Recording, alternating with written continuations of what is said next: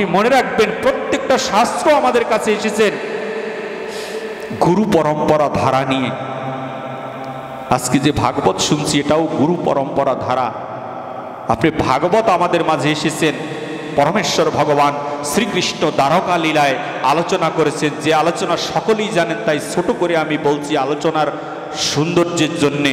যে নারদ মুনি বৃন্দাবনে গিয়েছিলেন বৈষ্ণবের চরণ ধুলি আনার জন্যে, কৃষ্ণের শিরোপেরা হয়েছিলেন মাথা ব্যথা, সেই মাথা ব্যথা হয়েছিল, ওই মাথা ব্যথা ভালো করার জন্যে বৈষ্ণবের পদধূলি আনতে তিনি বৃন্দাবনে গিয়েছিলেন।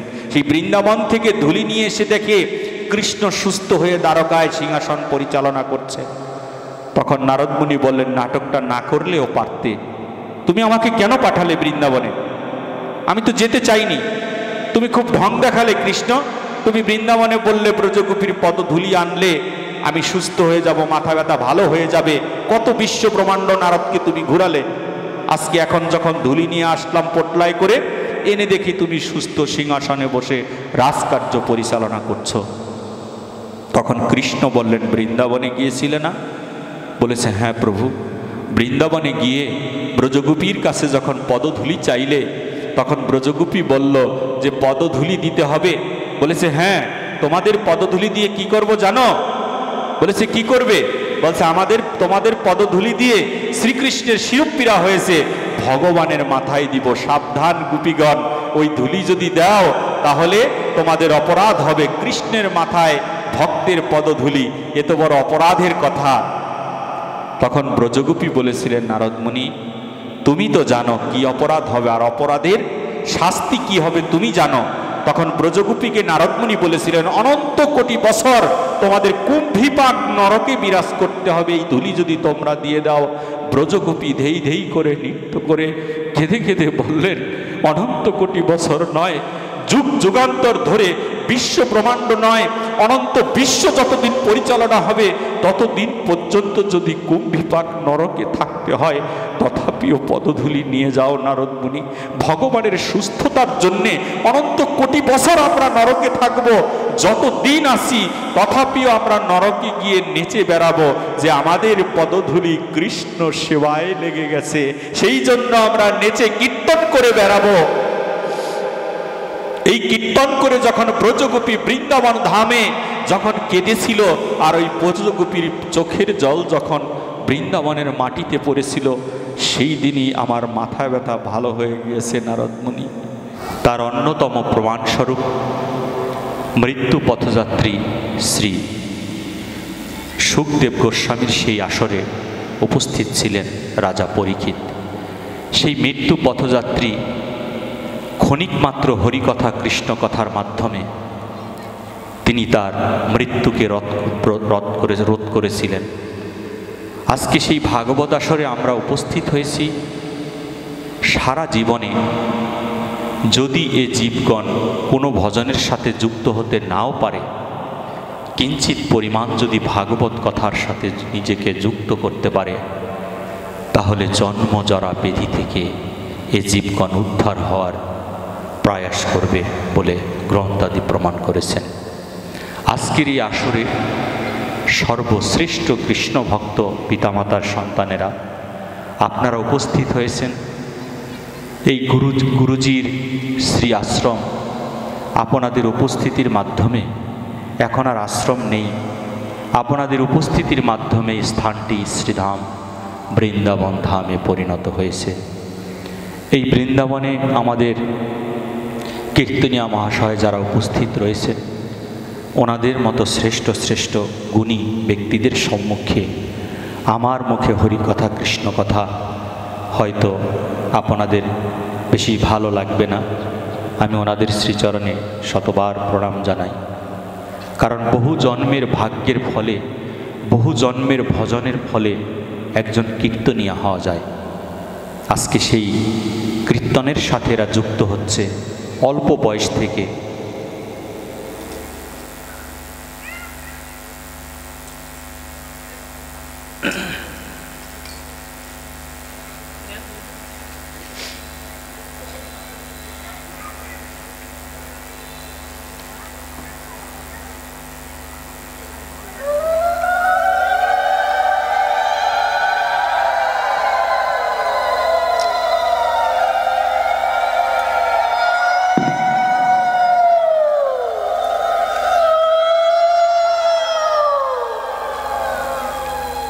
জয় শ্রী রাধে।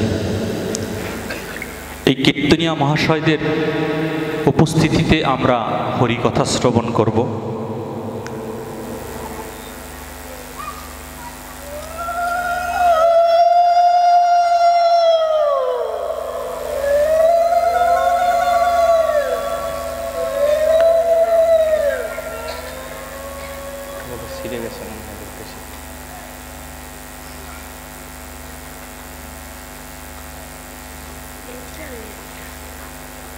এটা লাগবে না, সিঁড়েই পেরেছে, তাকে একটা দিলে যন্ত্রের উপরে দরকার।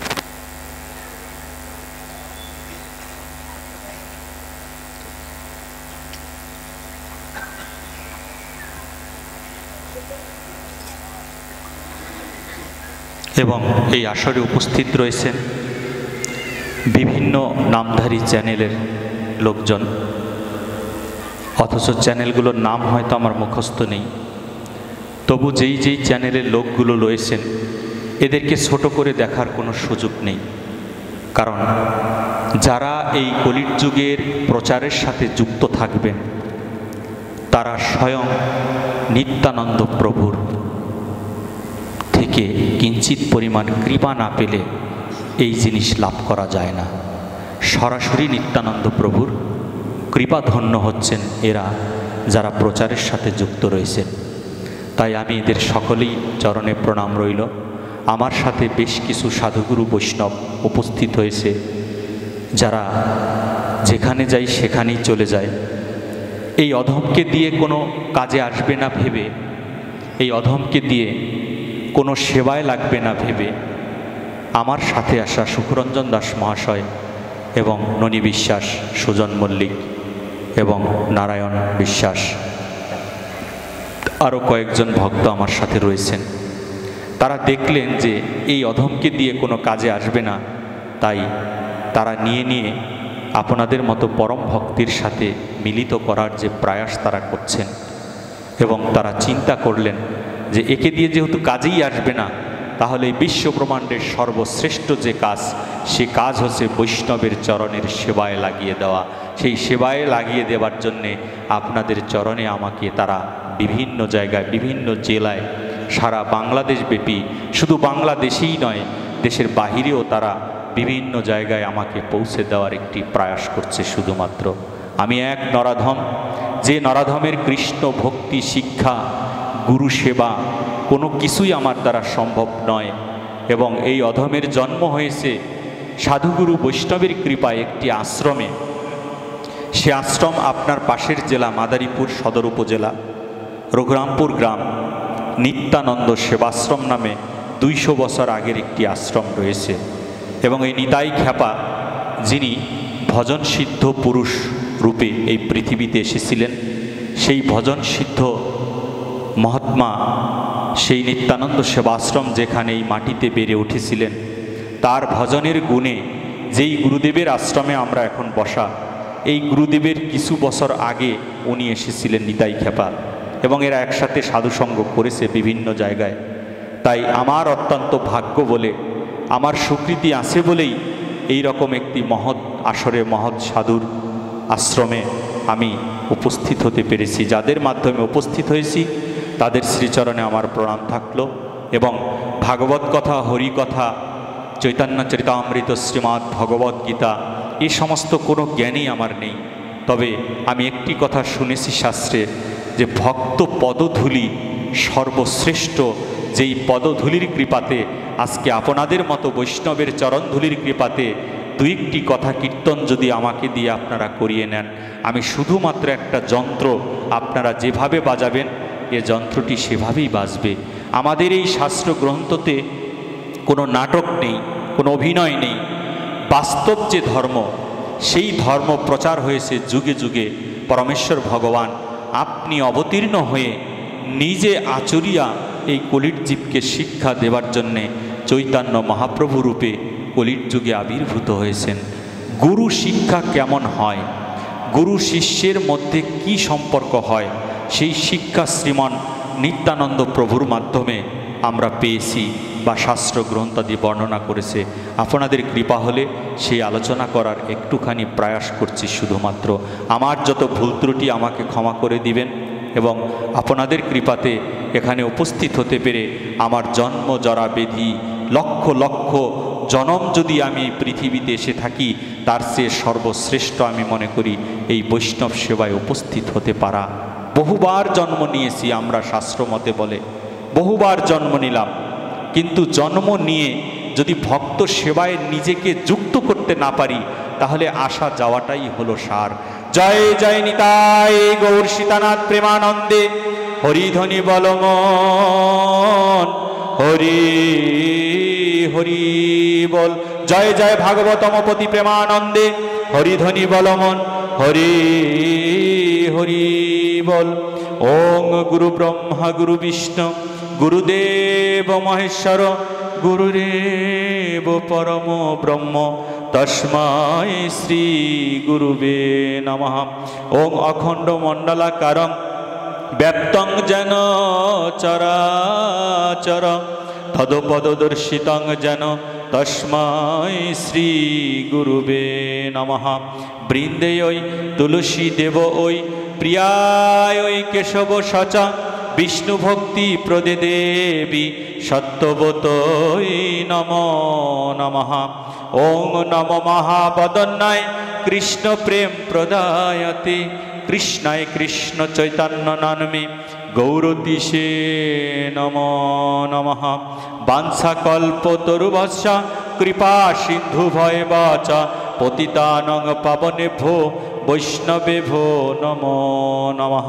হে কৃষ্ণ করুণা সিন্ধু দীনবন্ধু জগৎপতি, গোপীশ গোপিকাকান্ত রাধাকান্ত নমস্তুতে। তপ্ত কাঞ্চন গৌরাঙ্গী রাধে, বৃন্দাবনেশ্বরী বিশ্বভানুসুতে দেবী প্রণমামি হরিপ্রিয়ে। জয় জয় শ্রীকৃষ্ণ চৈতন্য প্রভু নিত্যানন্দ, শ্রী অদ্বৈত গদাধর শ্রীবাসাদি গৌরভক্ত বৃন্দ। হরে কৃষ্ণ কৃষ্ণ কৃষ্ণ হরে হরে, হরে রাম রাম রাম হরে হরে। প্রিয় ভক্তবৃন্দ, আমরা এই বৃন্দাবন ধামে উপস্থিত হয়েছি অত্যন্ত সুকৃতির বলে। সুকৃতি না থাকলে আপনি অন্য অন্য জায়গায় হয়তোবা যেতে পারবেন, কিন্তু সুকৃতি না থাকলে বৃন্দাবনে আসা যায় না। এই বৃন্দাবন ধাম মাঝে আসার আগে আমি যখনই গৃহ থেকে বের হই, আসার আগে আমার গৃহে থাকা রাধা কৃষ্ণের যুগল, সেই যুগল চরণে বলে আসি, হে রাধারানী, তুমি যদি যেতে পারো তাহলে আমাকে তুমি নিও, তুমি যেখানে যেতে পারো না সেখানে তুমি আমাকে নিও না।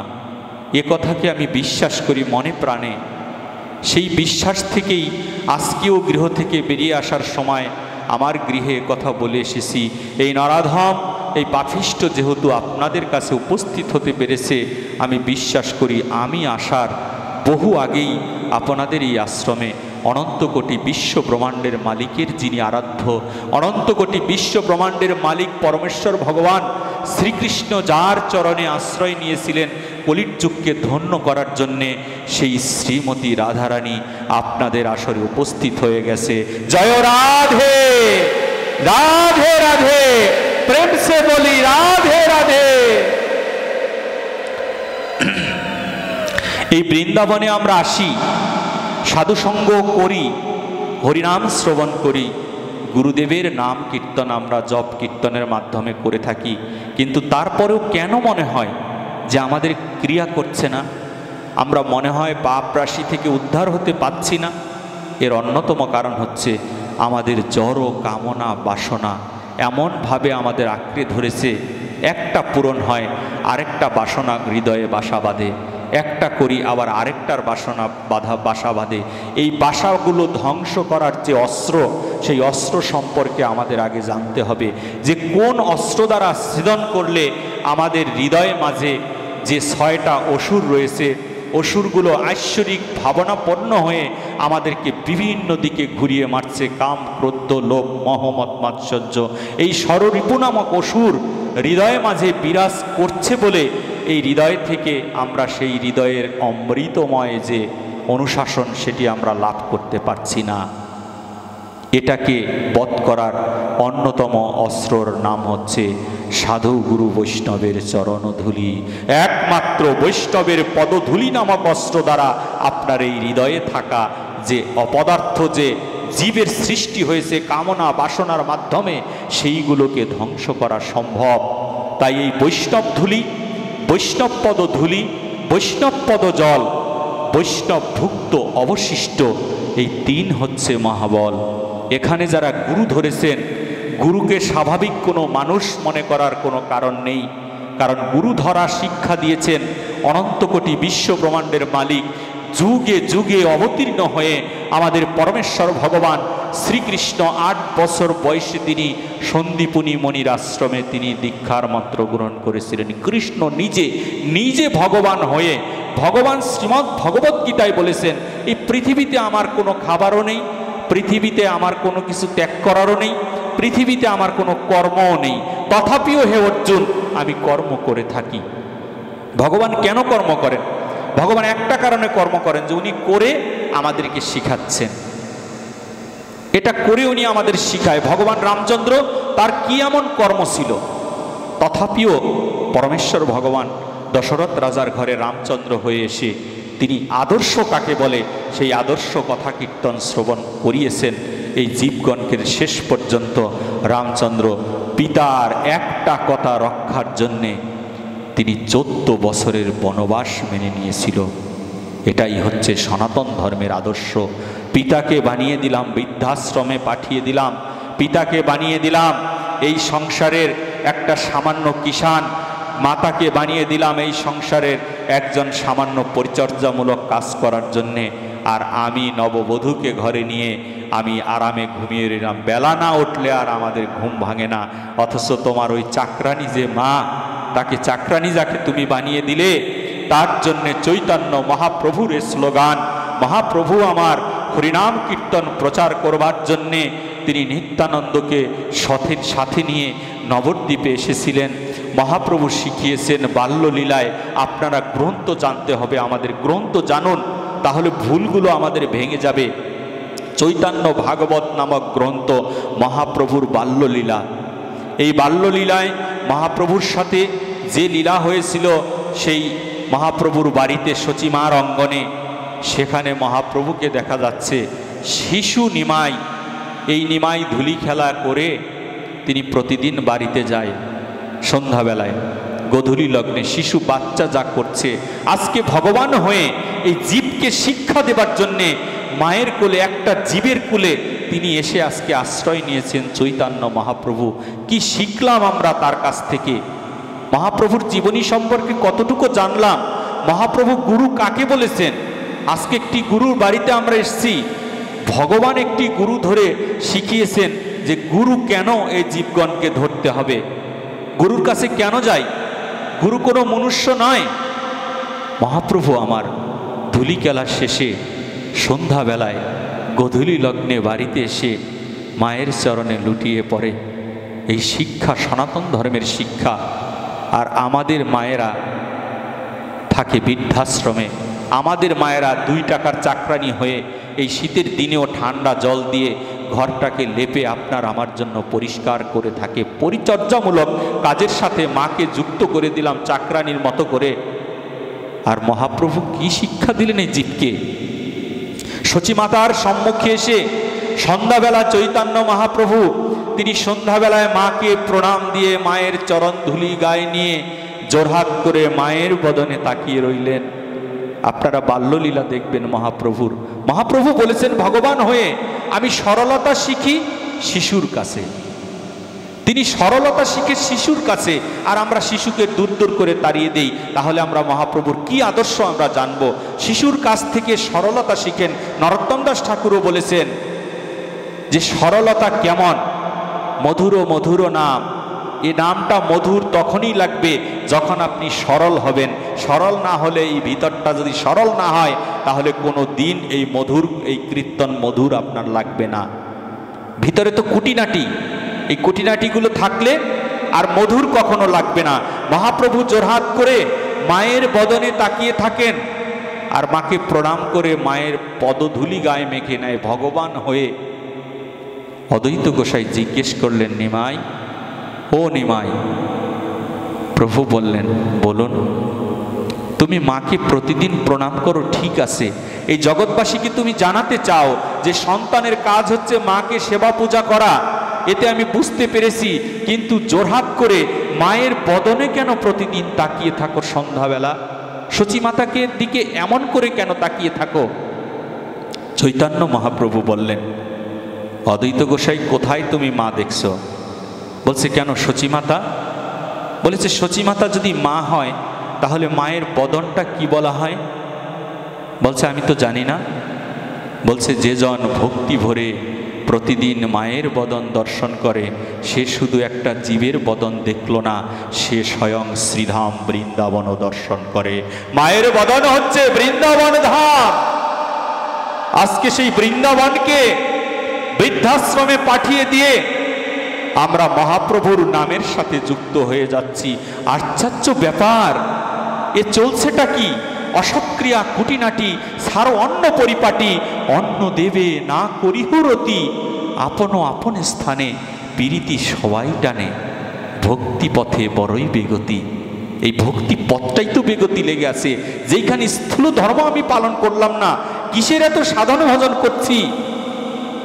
64 মালা জপ করছি, সাত্বিক আহার পাচ্ছি, গ্রন্থাদি পাঠ করছি, কিন্তু আমাদের বাবা মায়েরা এখনো পর্যন্ত কঠিন সেই কারাগারের মধ্যে জীবনযাপন করছে। কি করে জীবগণ সেই সঠিক পথে যেতে পারবে? স্থূল ধর্মই তো ঠিক হলো না এখনো পর্যন্ত। গুরুকে দেখলে মানুষ মনে হয়, তাই তো আমাদের আর মুক্তির পথ আমরা খুঁজে পাই না। আমরা বৃন্দাবন লীলা যদি দর্শন করি, দেখবেন বৃন্দাবন ধাম মাঝে বৃন্দাবনেশ্বরী অনন্ত কোটি বিশ্ব ব্রহ্মাণ্ডের মালিক শ্রীকৃষ্ণের আরাধ্য যদি কিছু থাকে, তার নাম হচ্ছে রাধা ভজন। আমার ভগবান করেছে ওই রাধা ভজন। আর আমরা এই কলির যুগে এসে আমরা সেই রাধারানীকে 2 টাকার নায়িকা বানিয়ে দিয়েছি। কিসের ভজন করব আমরা? আমাদের এই দশা থেকে উদ্ধার কোথায়? কবে সেই জীব হবে? এখনো পর্যন্ত একটি গ্রন্থ আমি দেখেছিলাম, এখনো পর্যন্ত অনন্ত কোটি বিশ্ব ব্রহ্মাণ্ডের মালিক এখনো পর্যন্ত অপেক্ষা করে, ওরে ভক্ত কবে আমাকে সেবা দিবি? এখনো পর্যন্ত আমি অনাহারী থাকি, যদি আমার ভক্ত আমাকে সেবা না দেয়। এখনো পর্যন্ত আমি শয়ন যাই না, যদি আমার ভক্ত আমাকে সেবা না দেয়। সেই ভক্ত ভগবান এখনো খুঁজে বেড়ায়। তদ্রূপ এই সপ্তম মাসে আমরা যখন মায়ের গর্ভে ছিলাম, কতটা বাস্তবমুখী এই সনাতন ধর্মের শাস্ত্রগুলো আমাদের স্থূল থেকে শিক্ষা দিতে এসেছেন। আমরা যখন সপ্তম মাসে মায়ের গর্ভে ছিলাম, ভ্রূণরূপে 1 ফোঁটা জলরূপে মায়ের ঘরে এসেছিলাম, শুক্রাণু রূপে, এবং মায়ের ডিম্ব আর পিতার হচ্ছে শুক্রাণু, এই 2টা একত্রিত হয়ে একটা জলের পোটলার সৃষ্টি হয় মায়ের পেটে। হতে হতে হতে হতে যখন 7 মাস হয়, সপ্তম মাসে অনন্ত কোটি বিশ্ব ব্রহ্মাণ্ডের মালিক এই মায়ের গর্ভে প্রবেশ করেন। প্রবেশ করে এই বিশ্ব ব্রহ্মাণ্ডের মালিক পরমেশ্বর ভগবান শ্রীকৃষ্ণ প্রত্যেকটা জীবের সাথে সপ্তম মাসে দর্শন দেয়। মায়ের পেটে সেটা, এই মায়ের পেটে সপ্তম মাসে দর্শন দিচ্ছেন। আর ওই শিশু বাচ্চাকে বলছেন, তুমি ভূমিষ্ঠ হও, তুমি বিশ্ব ব্রহ্মাণ্ডে যাও, বিশ্ব ব্রহ্মাণ্ডে গিয়ে তোমার কর্ম তুমি প্রকাশ করো। বলেছে, প্রভু আমার কর্ম কি? আমার কর্ম সম্পর্কে আমি জানি না। বলেছে, তোমার কর্ম হচ্ছে দিনান্তে একবারও যদি এই হরিকে স্মরণ করো তাহলে আমি তোমাকে ক্ষমা করব বলে কথা দিয়েছি। কৃষ্ণের সাথে কথোপকথন হয়। সপ্তম মাসে যে মায়েরা গর্ভবতী তারা দেখবেন গুনে গুনে 7টা মাস উপলব্ধি করবেন। ওই সপ্তম মাসে দেখবেন একটা সময়, একটা দিন, আমি একটু ডাক্তারি লাইনে আসি বলে কথা বলছি, একটা সময় 7 মাসের 30 দিন যে অষ্টম মাসে যাবে, তার আগের যে 7 মাসের 30 দিন, এর মধ্যে একটা দিন দেখবে পেটের মধ্যে বাচ্চাটা অতিরিক্ত লড়াচড়া করছেন। সায়েন্স বলছেন এই দিন আধ্যাত্মিক কোনো কিছু মায়ের পেটে ঘটে, যেটা আজও পর্যন্ত সায়েন্স এটাকে প্রকাশ করতে পারেনি। তাই বৈষ্ণবের একমাত্র পেরেছেন, কারণ সায়েন্স যদি প্রকাশই করতে পারত তাহলে তো পরমাত্মা বেরিয়ে যাবে, যে এই জন্য নিষ্পাত দিয়ে আপনাকে ব্যারিকেড দিয়ে রাখতো যাতে বেরিয়ে যেতে না পারতো, তাহলে অমরত্ব আমরা লাভ করতে পারতাম, চিরদিনে আর কেউ মরবে না। পৃথিবীর সমস্ত সায়েন্স একত্রিত একত্রিত হলেও একটা সেকেন্ড আপনাকে আমাকে বাঁচিয়ে রাখার ক্ষমতা রাখে না, কিন্তু একটা সাধু বাঁচিয়ে দিতে পারে। সেই ক্ষমতা সাধুর আছে, যেটা রাজা পরীক্ষিতকে বাঁচিয়ে দিয়েছিলেন সুখদেব গোস্বামীর মতো বৈষ্ণব। ভাগবত কথামৃতের মাধ্যমে 7 রাত্রি 7 দিন পরে যেই সুখদেব গোস্বামীর আসরে মৃত্যুবরণ করার কথা ছিল পরীক্ষিত রাজার, অথচ পরীক্ষিত রাজা অমরত্ব বর পেয়ে গেলেন। কেন? বলেছে আমার ভক্তের অনাচার করা যাবে না। এখন হরি কথা কৃষ্ণ কথা শ্রবণ করছে আমার এই ভক্ত। কৃষ্ণ কথার এত গুণ। ওই সপ্তম মাসে কৃষ্ণ যখন মায়ের পেটে বসেছিলেন, বৈষ্ণব সমাজ রচনা করেছে। জগন্নাথ দাস বাবাজি বললেন, কোথায় বসেছিলে তুমি? একটা পরমাত্মা এসেছিল মায়ের পেটে, সে বসেছে কোথায়? তার বসার জায়গাটা কোথায়? একটি জায়গায় তো বসেছে। 7 মাসে বাচ্চাটা ঘুরে মাথাটা নিচের দিকে যায়। এর আগে বাচ্চাটা ডান দিকে বাম দিকে অথবা উপর দিকে মাথা থাকে। সপ্তম মাসে আস্তে আস্তে বাচ্চাটা ঘূর্ণায়মান হয়। ঘুরতে ঘুরতে এই 7 মাসের বাকি যে 3 মাস, এই 3 মাস মাথাটা নিচের দিকে বাচ্চাটা থাকে। মাঝে মধ্যে এইরকম কাত হতে পারে, কিন্তু মাথাটা নিচের দিকেই বেশি থাকে। এবং আমাদেরও শাস্ত্র মতে মাথাটা নিচেই থাকার কথা, এই জন্য না আমাদের ক্রিয়া হচ্ছে না। সেই মাথাটা নিচের দিকে যখন থাকে, তখন যদি আপনার মাথাটা নিচের দিকে থাকে, আপনার পাটা থাকবে উপরে, পাটা উপরে থাকবে, পায়ের তালুটা দেখবেন সবার এইরকম থাকবে। পায়ের তালুটা যেইখানে এইরকম ছিল, মানুষটা যত কালো হোক দেখবেন পায়ের তলাটা একদম সুন্দর।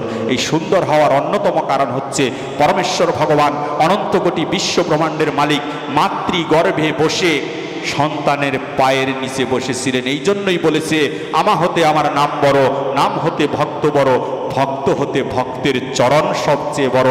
কারণ ওই চরণের উপরে যে আমি বসেছিলাম,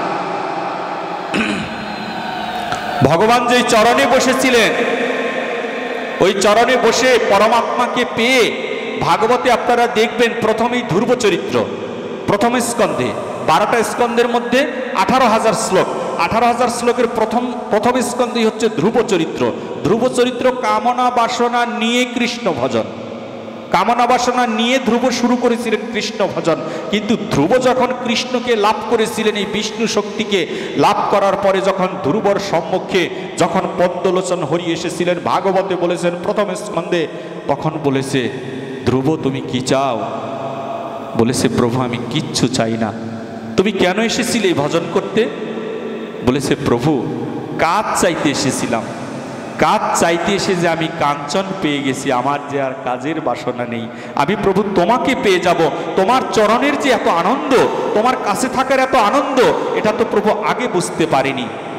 তদ্রূপ পরমাত্মা যখন এই শিশু বাচ্চার সাথে পেটে দেখা করেন, তখন এই শিশু বাচ্চা কোনো মতেই তিনি বাহিরে ভূমিষ্ঠ হতে চান না। বলেছেন, আমি আসবো না প্রভু, তোমাকে পেয়েছি। যেটা পেলেই পৃথিবীতে আর কোনো কিছুর অভাব থাকে না। কৃষ্ণ অর্জুনকে শ্রীমদ্ ভগবদ গীতায় বলছেন, আমাকে পেলে আর কিছু পাওয়ার বাকি থাকে না। তদ্রূপ পেটে বসে আমরা পরমাত্মাকে লাভ করেছিলাম, সেই পরমাত্মাকে পেয়ে আমরা আর তাকে ছাড়তে চাই না। বলেছে, না প্রভু আমাকে এভাবে তাড়িয়ে দিও না, আমি এই মায়ার জগতে আর যেতে চাই না। কতবার আসলাম, এবার যেহেতু মনুষ্যকুলে আসছি, প্রভু আমাকে তুমি আর বাহিরে দিও না। আর ভগবান বারবার বলছে, তুমি যাও, তুমি না গেলে এই বাগানটা কে মিলাবে? এই বাগানটা মিলানোর জন্য তোমাকে দরকার। ভগবানের 3টা শক্তি, একটা হচ্ছে জীব শক্তি, একটা হচ্ছে তটাস্থ শক্তি, আর একটা হচ্ছে স্বরূপ শক্তি। স্বরূপ শক্তি কাকে বলে? পরমেশ্বর ভগবান নিজেই একটা শক্তি, তাকে বলা হয় স্বরূপ শক্তি। শব্দের অর্থ নিজ, তিনি নিজেই একটা শক্তি, তাকে বলা হয় স্বরূপ শক্তি। দ্বিতীয়ত হচ্ছে জীব শক্তি, এই জীব জগৎ হচ্ছে পরমেশ্বর ভগবানের আরেকটা শক্তি। আরেকটা শক্তি হচ্ছে তটাস্থ শক্তি। তটাস্থ হইয়া তুমি কৃষ্ণ ভজন করো। তটাস্থ হতে বললেন, তটাস্থ শক্তিটা কেমন? ভাগবতে এসেছি ভজন জানার জন্যে। এখানে আসবো যাব, এতে করে কিচ্ছু লাভ হবে না। কোটি জনম যদি করে হরিনাম সংকীর্তন, তবু নাহি মিলে নন্দেরই নন্দন। 1 কোটি জনম করলেও কাজ হবে না। আবার একবার বদনে হরি বললেই, তটাস্থ হয়ে হরি বললেই হরির কৃপা লাভ হয়ে যাবে। তদ্রূপ পরমেশ্বর ভগবান আমার, তিনি শিক্ষা দিতে এসেছেন জীবকে। তটাস্থ শক্তি কেমন? যেমন নদী আপনাদের দেশে আছে, আমাদের এই মাদারীপুর জেলায় নদী আছে। এই নদীর মধ্যে যখন আপনারা স্নান করতে যান, তখন দেখবেন একটা জল নদীর মধ্যে ঢেউ হয়ে আস্ত্রে এসে পাড়ের কাছাকাছি একটা জায়গায় পড়ে, সরাসরি পার পর্যন্ত পৌঁছায় না বর্ষাকাল ছাড়া। কিন্তু বর্ষাকালে এই পরীক্ষাটি আপনি করতে পারবেন না, বর্ষাকাল ছাড়া শীতের দিনে পরীক্ষা করতে পারবেন, কারণ জলটা অনেক দূরে চলে যায়। যখন জলটা ঢেউ খেয়ে এসে যেইখানে এসে থেমে যায়, এই জায়গাটার মাটিটা না শক্ত না নরম, কিছুটা শক্ত কিছুটা নরম, এই মাটিটা দেখবেন পরীক্ষা করে। ওই মাটিটা যেই রকম জলটা আস্ত্রে এসে এখানে পড়ছে, আবার এই মাটিটা পাড়েরও সান্নিধ্য পায়, আবার এই মাটিটা জলেরও সান্নিধ্য পায়। তদ্রূপ হচ্ছে তটাস্থ শক্তি।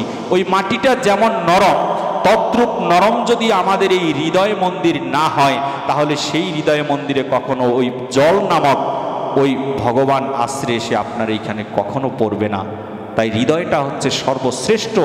যখন ভগবান বললেন, বারবার জীবটাকে বলছেন তুমি যাও, অনেক কিছু বোঝাচ্ছেন, বোঝাতে বোঝাতে বোঝাতে সর্বশেষ আমরা রাজি হই মায়ের পেট থেকে। ঠিক আছে ভগবান, বলে তুমি মাতৃহত্যা জনিত অপরাধে তুমি ঘুরবে, এই ভূমণ্ডলে ঘুরে বেড়াবে, কারণ এখন তুমি না যদি বের হও, 7 মাস মায়ের বাচ্চার বয়স পেটে, এখন তো মাটা মরে যাবে। তাহলে বাচ্চাটা পেটে মরে গেলে মাকে বাঁচানো বড় মুশকিল, বাঁচবেই না বলা চলে। তাহলে হত্যা তোমার কারণে হলো, তুমি এখন যেতে চাচ্ছ না, তোমাকে যেতেই হবে। ভগবান বারবার বোঝানোর পরে কিভাবে বোঝালেন? ভগবান যখন বোঝাচ্ছেন তখন ভগবান এই সন্তানের পায়ের নিচে বসা, আর সন্তানের মাথাটা হচ্ছে সর্বনিচে। কারণ আমাদের মাথা যদি নিচে না থাকে, তাহলে অনন্ত কোটি বিশ্ব ব্রহ্মাণ্ডের মালিক কৃপা পাওয়ার কোনোই সম্ভাবনা নেই। সম্ভাবনা হবে যদি আমার এই মাথাটা নিচে নামে। ভগবান তখনই দর্শন দিয়েছিলেন যখন ওই বাচ্চার মাথাটা নিচে গিয়েছে, এর আগে কিন্তু ভগবান দর্শন দেয়নি। যখন বারবার বললেন, তখন বললেন, ঠিক আছে প্রভু, তোমার সমস্ত কথা আমি রাখব, কিন্তু তোমাকে কথা দিতে হবে ওই বিশ্ব ব্রহ্মাণ্ডে মায়ার জগতে গিয়ে আমি যদি মাধব এই গোলমালের মধ্যে পড়ে এই বাজারে এসে, কামনা বাসনার বাজারে এসে আমি যদি প্রভু তোমাকে ভুলে যাই, তুমি কৃপা করে, আমি যেখানে থাকি না কেন, কৃপা করে তুমি আমার কাছে এসে আমাকে তুমি একটু কৃপা করে দিও। পরমেশ্বর ভগবান কথা দিলেন, ওরে জীব, আমি তোর কাছে যাব, তবে এই রূপে তুমি আমায় চিনতে পাবে না। বলেছে, কোন রূপে আমি পাবো? সেদিন আমি তোর কাছে যাব, সেই দিন পরম দয়াল গুরু রূপে তোর গৃহে গিয়ে আমি উপস্থিত হব। আপনি আপনি তোর এই কর্ণে আমি এই মহা। আমরা কতটুকু জানি আর কতটুকু আমাদের করা প্রয়োজন? ওরে দিন তোমার আনন্দে যাবে, ভজলে গুরুর নাম, জপলে গুরুর নাম, গুরু ব্রহ্মা গুরু বিষ্ণু গুরু ভগবান। দিন তোমার আনন্দে যাবে, ভজলে গুরুর নাম, জপলে গুরুর নাম, শ্রী গুরুর নাম, গুরু ব্রহ্মা গুরু বিষ্ণু গুরু ভগবান। সেই পরম দয়াল গুরুদেবের আশ্রমে আমরা বসেছি, গুরু ভাই বোন মিলে হরিকথা কৃষ্ণ কথা শ্রবণ করব। গুরু কোনো বিশেষ ব্যক্তি নয়, গুরু কোনো বিশেষ লোক নয়, গুরু হচ্ছে চলমান একটা গবেষণাগার। আপনি যদি মনে করেন আমাকে যে উনি একজন গুরুদেব, তাহলে আপনি ভুল করবেন। এই জগৎময় গুরুদেব, জগৎময় আমরা শিষ্য, আমরা সবার কাছে শিখি।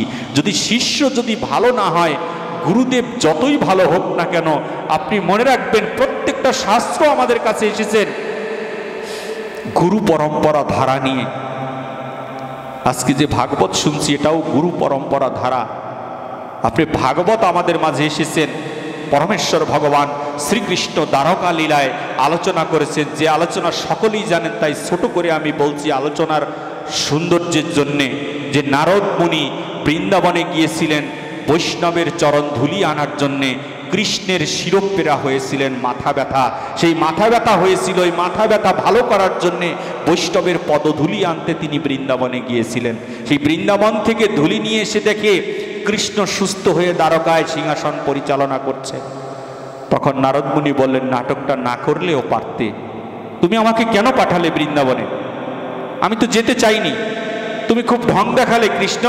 তুমি বৃন্দাবনে বললে ব্রজগোপীর পদধূলি আনলে আমি সুস্থ হয়ে যাব, মাথা ব্যথা ভালো হয়ে যাবে। কত বিশ্ব ব্রহ্মাণ্ড নারদকে তুমি ঘুরালে। আজকে এখন যখন ধুলি নিয়ে আসলাম পোটলায় করে, এনে দেখি তুমি সুস্থ সিংহাসনে বসে রাজকার্য পরিচালনা করছো।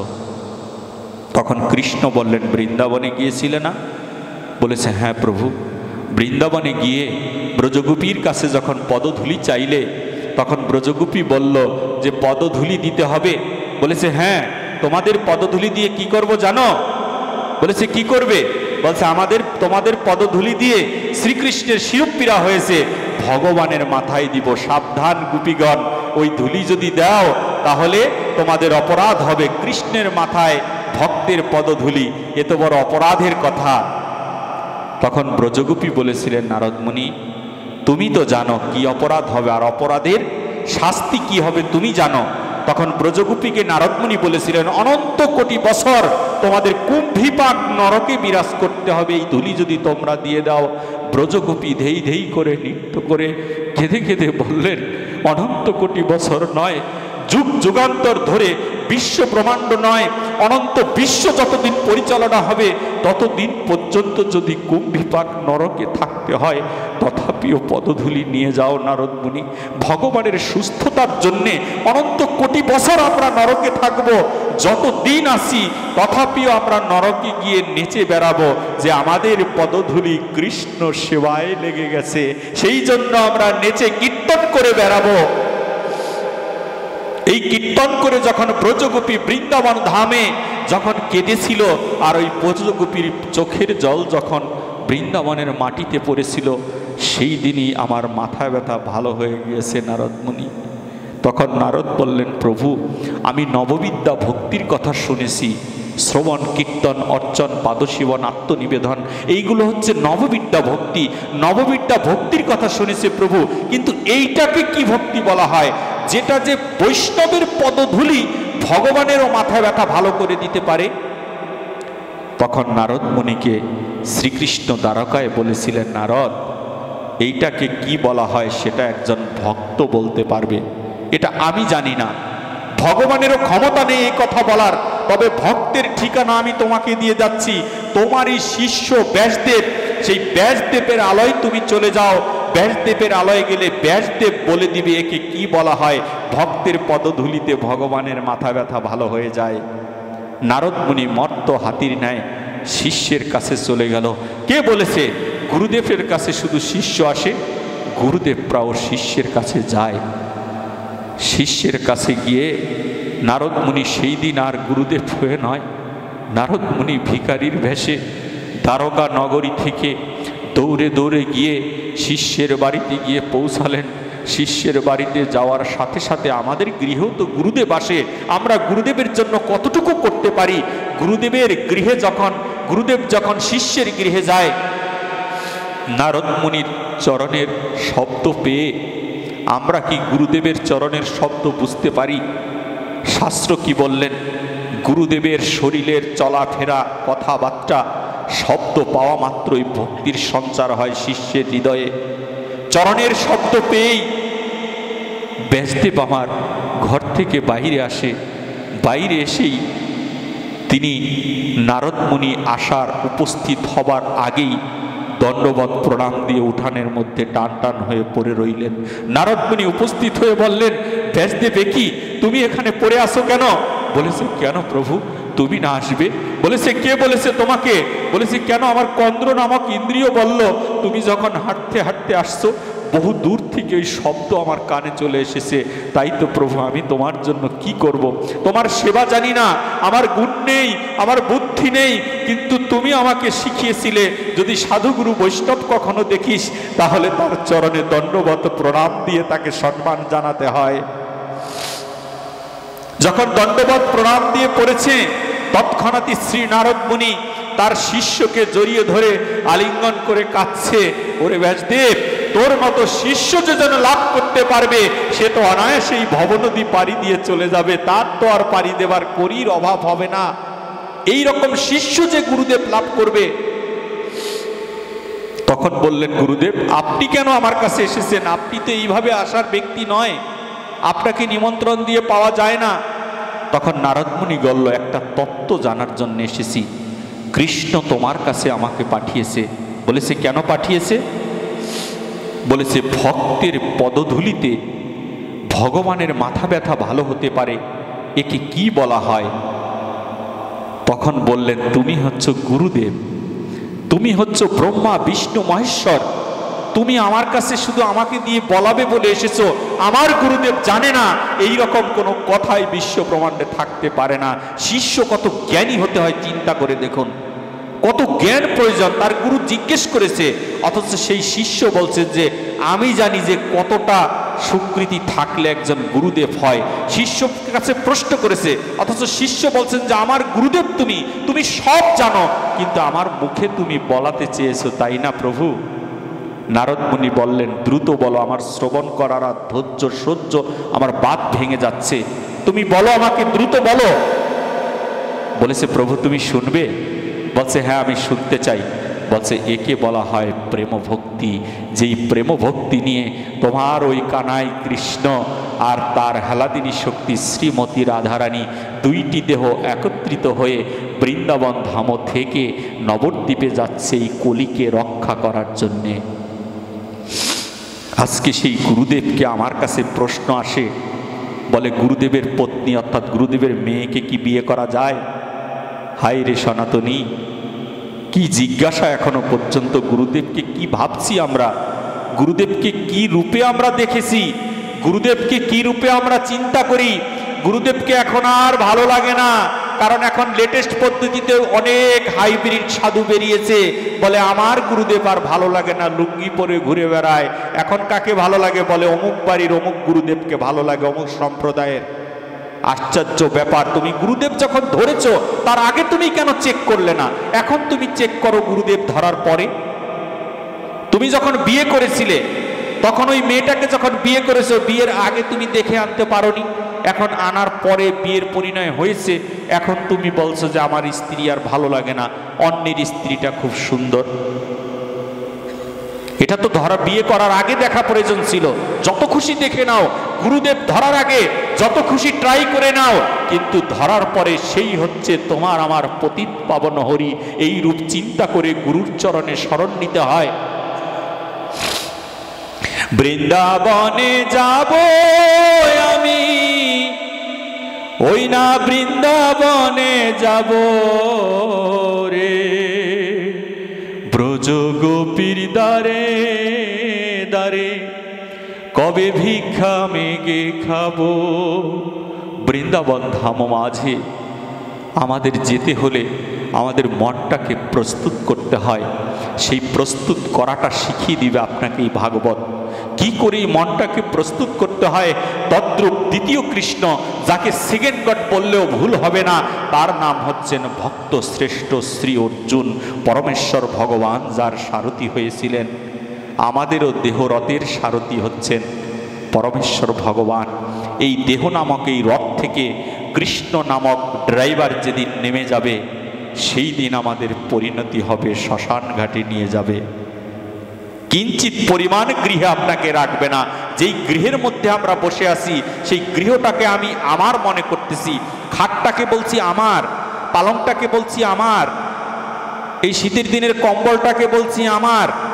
অথচ যেদিন এই কৃষ্ণ নামক ড্রাইভার এই দেহ থেকে নেমে যাবে, সেই দিন আর আমার গতি থাকবে না, সেই দিন আমি বলতে কিচ্ছু থাকবে না। আমরা ঘরের দরজা বন্ধ করে এখানে এসেছি এখন, বা ঘরে অন্য সদস্য রেখে এসেছি।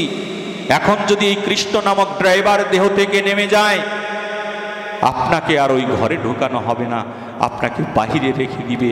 আপনারই তৈরি, আপনারই পরিশ্রম, আপনারই ঘাম দিয়ে গড়া এই ঘর, যে ঘরের জন্য আমরা জীবন পর্যন্ত বাজি রেখে কাজ করি, রাত দিন কাজ করি, ওভারটাইম কাজ করে টাকা জোগাড় করে একটা ঘর তৈরি করে থাকি আমরা। কিন্তু সেই ঘরের স্থায়িত্ব কতটুকু? ওই ঘরের স্থায়িত্ব ততটুকু যতটুকু ড্রাইভারটা যতক্ষণ এই দেহের মধ্যে থাকবে, কৃষ্ণ নামক ড্রাইভার। তদ্রূপ অর্জুন যখন শ্রীমদ্ ভগবত গীতা অর্জন করা হয়ে যায়, তখন অর্জুন কৃষ্ণকে বলেছিলেন, প্রভু কত জীবগণ আমার মাধ্যমে হত্যা হলো, কত জীবগণকে আমি মারলাম, আমার এই বান্দারা, আমার একটু বাসনা হয়েছে প্রভু। বলেছে, কি বাসনা বলো? বলছে, বাসনা হলো আমার একটু গঙ্গা স্নান করা প্রয়োজন। ভগবানকে বলছে গঙ্গা স্নান করবে। কৃষ্ণ বলছে গঙ্গা স্নান করবে, ঠিক আছে চলো তোমায় গঙ্গার পারে নিয়ে যাই। গঙ্গার পারে নিয়ে গিয়েছে। ভগবানের লীলা তো, ভগবান গঙ্গার পারে রথটাকে থামিয়ে বলছে, অর্জুন তুমি এখানে একটু বসো, আমি 1 মিনিটের মধ্যে ফিরে আসছি। কৃষ্ণ একটু বাহিরে চলে গেলেন।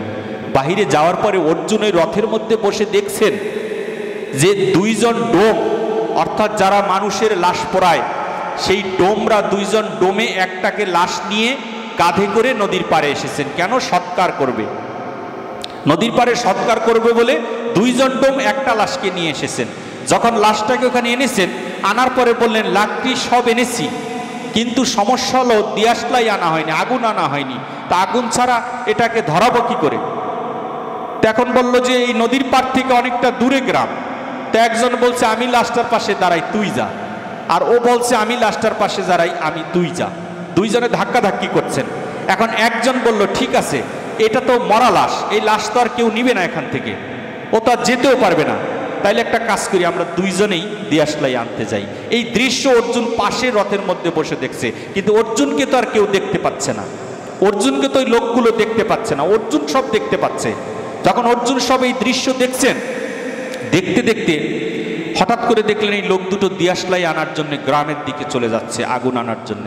যখন গ্রামের দিকে যাচ্ছেন, তখন হঠাৎ করে দেখে মোটা করে একটা কুকুর আসছে। এসে দেখলেন আরেকটা কুকুর এসেছেন শুকনা করে।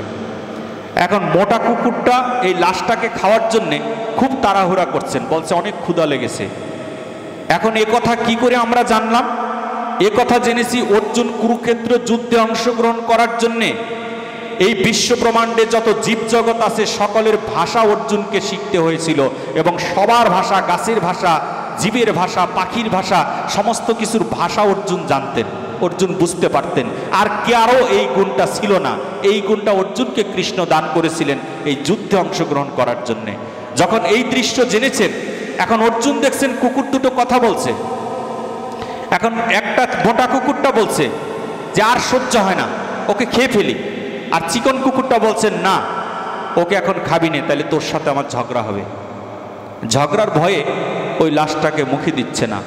আর শুকনা যে কুকুরটা, সেই কুকুরটা পায়ের দিকে শুকছে, মাথাটাকে ঝুলাচ্ছে না করে, হাতের দিকে শুকছে, মাথার দিকে শুকছে, কোথাও ওই কুকুরটা ভালো কিছু পাচ্ছে না। তখন মোটা কুকুরটা বললেন, বলতো তুই এরকম করছিস কেন? চিকন কুকুরটা বললেন, এরকম করছি কেন জানিস? কারণ ওর হাত দুটো দিয়ে কখনো কোনো দিন সাধুগুরু বৈষ্ণবের সেবায় আসেনি, সেই জন্য ওর লাশটা গ্রহণ করা যাবে না। ওর ওই চরণ দিয়ে, যেই চরণে পরমেশ্বর ভগবান বলেছে আমার চেয়ে আমার ভক্ত বড়, ভক্তর চেয়ে ভক্তের চরণ আরো বড়, সেই চরণ দিয়ে হেঁটে হেঁটে কোনোদিন সাধুগুরু বৈষ্ণবের সঙ্গে যায়নি। ওই চরণ তো অপবিত্র হয়ে গিয়েছে, ওর মুখটা অপবিত্র হয়ে গিয়েছে, কোনোদিন এই মুখে হা গৌর হা নিতাই বলে ডাকেনি, সেই জন্য ওর মুখ অপবিত্র হয়ে গিয়েছে, আর মুখটাও গ্রহণ করা যাবে না। অর্জুন দূর থেকে দর্শন করছেন। অর্জুন দেখে বলছেন, আমি কি করেছি? মৃত্যুর পরে যদি হরির সাথে যুক্ত না হই, এই লাশটা কুকুর পর্যন্ত গ্রহণ করছে না। এই দৃশ্য দর্শন করে মোটা কুকুরটাকে যখনই অর্জুন ভাবের মধ্যে পড়ে গেলেন, অর্জুনের রূপটা দূর থেকে প্রকাশিত হয়ে গেল। প্রকাশিত হওয়ার পরে মোটা কুকুরটা বললেন, অদূরে তো একটা লোক বসা রয়েছে, চল 2 জন মিলে এই লোকটাকে মার্ডার করে ওই লোকটাকে খেয়ে ফেলি। চিকন কুকুরটা বলল, না রে, ওকে খাওয়া যাবে না। বলেছে কেন? যার চরণ থেকে গঙ্গার সৃষ্টি হয়েছে, পরমেশ্বর ভগবানের শ্রীচরণ থেকে এই গঙ্গার সৃষ্টি হয়েছে, ভগবানের সাথে সঙ্গ করেও সেই অর্জুন আজকে গঙ্গা স্নান করতে চায়। ওর চেয়ে নরাধম এই বিশ্ব ব্রহ্মাণ্ডের একটাও খুঁজে পাওয়া যাবে না। তৎক্ষণাৎই শ্রীকৃষ্ণ ফিরে আসলেন। ফিরে আসার পরে অর্জুনকে দেখছেন, অর্জুন কাঁদছে। বলছে, অর্জুন কাঁদছো কেন? ভয় পেয়েছো? আমি তো তোমাকে ছেড়ে যাইনি। অর্জুন বলছে, না প্রভু, আমার গঙ্গা স্নানের বড় পিপাসা পেয়েছে, কৃপা করে মাধব তুমি আমার সম্মুখে একটু দাঁড়াও। কৃষ্ণ যখনই দাঁড়ালেন, তখনই শ্রী অর্জুন কৃষ্ণের চরণে প্রণাম দিয়ে বললেন, মাধব, আমি যে কত ভুল করেছি, তোমাকে পেয়েও একদিনও আমি তোমার চরণে আত্মসমর্পিত হইনি। এই শিক্ষা আমাকে 2টি কুকুর দান করলেন।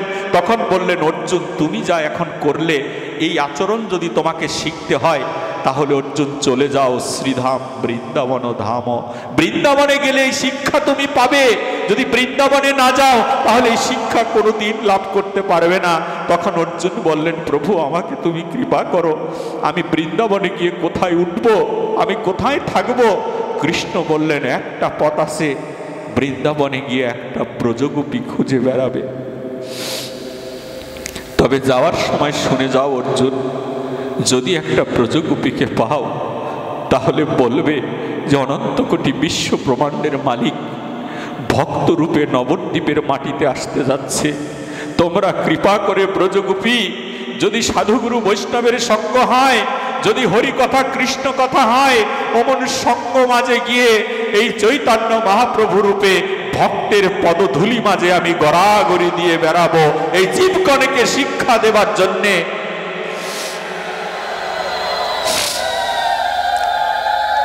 অর্জুন বললেন, প্রভু আমি ব্রজগোপীর কাছে যাব। অর্জুন গিয়ে বৃন্দাবনের মাটিতে পৌঁছায়। শ্রীধাম বৃন্দাবনে গিয়ে ওই দ্বিতীয় কৃষ্ণ অর্জুন জীবের দ্বারে দ্বারে ঘুরে বেড়ায়। বলেছে, একটা ব্রজগোপী আসো। গৃহ থেকে টেনে টেনে বের করে বলে, আমি অর্জুন। বলছে, অর্জুন তুমি এসেছো? অর্জুনকে প্রণাম করে সরে যায়, বলে, তুমি কি গোপী? আর গোপীগণ বলছে, আমি কোথায় গোপী হলাম? কত জন্ম জন্মান্তর ঘুরে ঘুরে বৃন্দাবনে জন্ম নিয়েছি, গোপী আমি হতে পারিনি। একটা ব্রজগোপী বৃন্দাবনের থেকে এই যে দৈন্যতার ভজন, এই ভজন শিক্ষা সনাতন ধর্ম দিয়ে থাকে। বৈষ্ণব শিক্ষা হচ্ছে দৈন্যতার ভজন। তোমার গাছের মাথায় যদি ফল ধরে, গাছের ডালটা বেঁকে নিচে চলে আসে, তদ্রূপ তোমার ভিতরে যদি বৈষ্ণবত্ব প্রবেশ করে, তৎক্ষণাৎই তোমার মাথাটা সবার নিচে চলে যাবে। এই জন্য রবীন্দ্রনাথ ঠাকুর বলেছিলেন, আমার মাথা নিচু করে দাও হে তোমার পদধূলির মাঝে, ওই ধুলির মাঝে আমাকে নিচু করে দাও।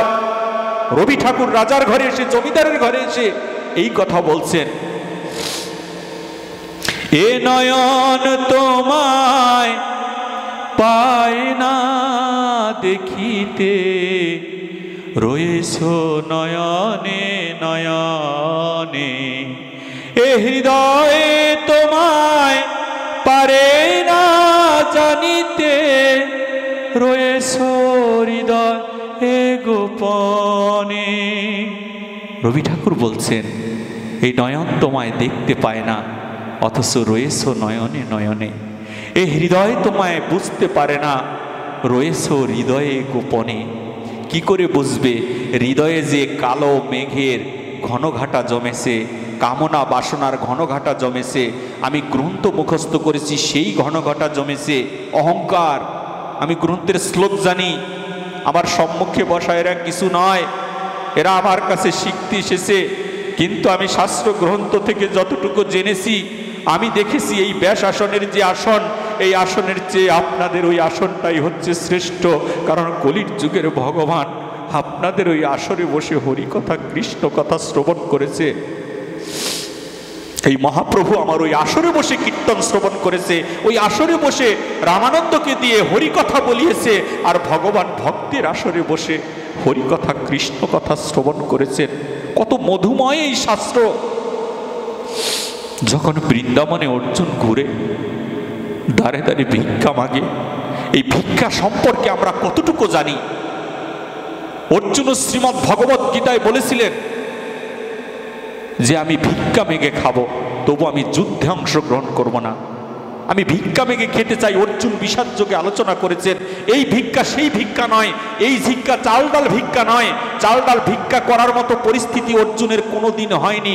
এই ভিক্ষা হচ্ছে সাধুগুরু বৈষ্ণবের দ্বারে দ্বারে ঘুরে বেড়ানো, সাধুগুরু বৈষ্ণবের কাছে গিয়ে, সাধুগুরু বৈষ্ণবের দ্বারে গিয়ে শুধু বৈষ্ণবদেরকে অবহিত করা, জীবগণকে অবহিত করা।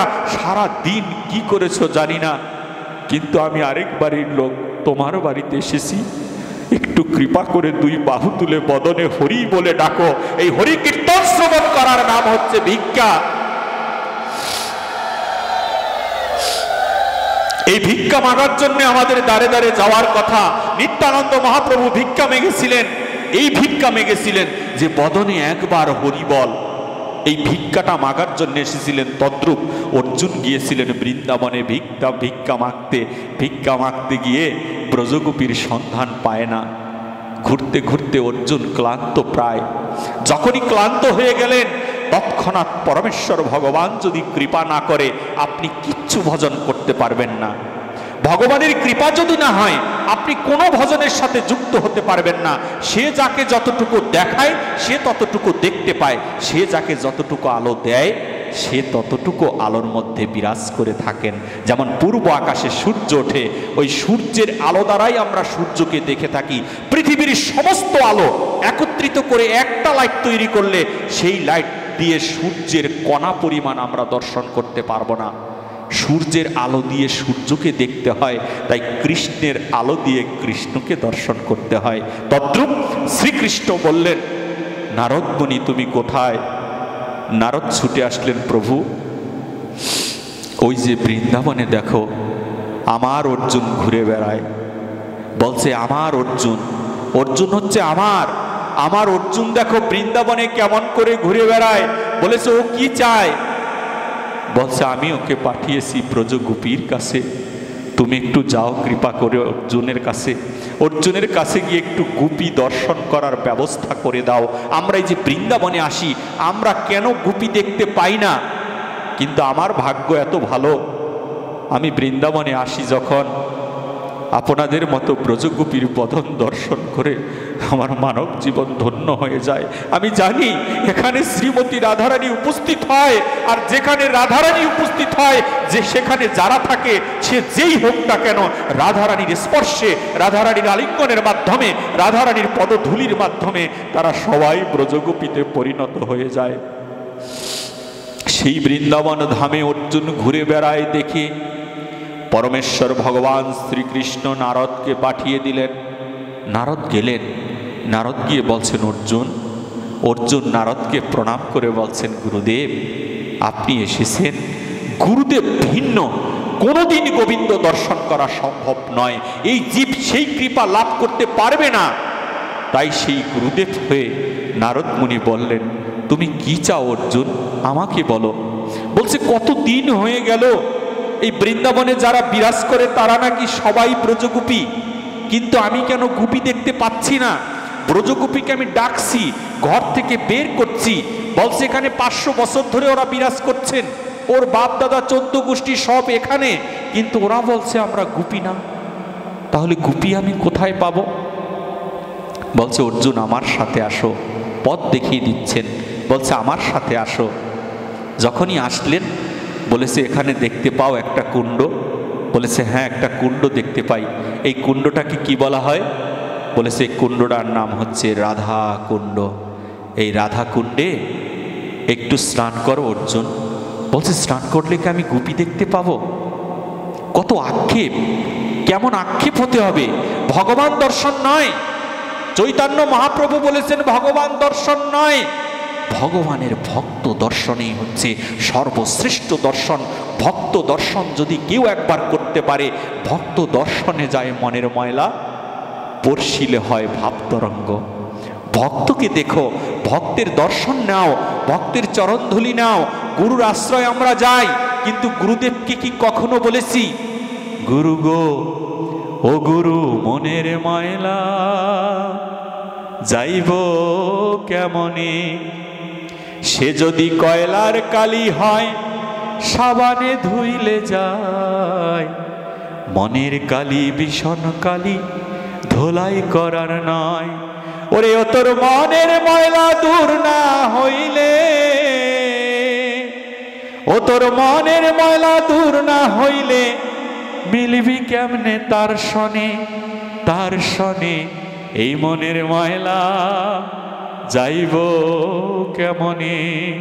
অর্জুন বলছেন যদি আমি ওই রাধাকুণ্ডে স্নান করে আসি তাহলেই কি আমি গোপী দেখতে পাবো? এই বলে দৌড় দিয়েছেন অর্জুন, নারদের কাছ থেকে দৌড় দিয়ে চলে যাচ্ছেন। গুরুদেবের শিক্ষাটা কত তীক্ষ্ণ দেখুন। নারদের কাছ থেকে দৌড় দিয়ে চলে যাচ্ছে, রাধাকুণ্ডের দিকে স্নান করবে এখনই অর্জুন। এত উন্নত মানের একজন ভক্ত অর্জুন, ভক্তই নয় শুধু, তাকে অনেক জায়গায় দ্বিতীয় গড বলা হয়েছে, সেকেন্ড গড শ্রী অর্জুন। আজকে অর্জুনকেও শিখাতে হচ্ছে, না হলে অর্জুন পাচ্ছে না কিছু।